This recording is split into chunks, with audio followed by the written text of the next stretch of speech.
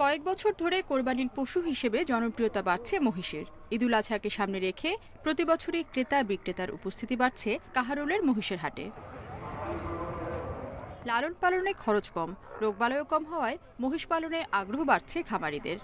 বিভিন্ন জেলার পার্টি আছে এখানে, আর কুরবানি উপলক্ষে মহিষ চলে বেশি, আপনার কালো জাতের মহিষ বেশি চলে। সর্বোচ্চ 5 লাখ পর্যন্ত দাম দিচ্ছে। হ্যাঁ, আমরা আশা করতেছি আরো বেশি হওয়ার। নিরাপদ কেনাবেচা ও কাঙ্ক্ষিত দামে খুশি ক্রেতারাও। সব জায়গার মহিষ এখানে আসে, এখানে ভালো আর কি কিনতে কমে পাওয়া যায়, সেজন্য আসে।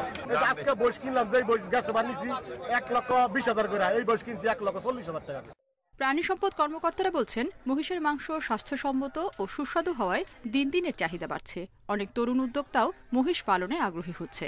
একটি মহিষী প্রায় 8-10 মণ ওজনের হয়।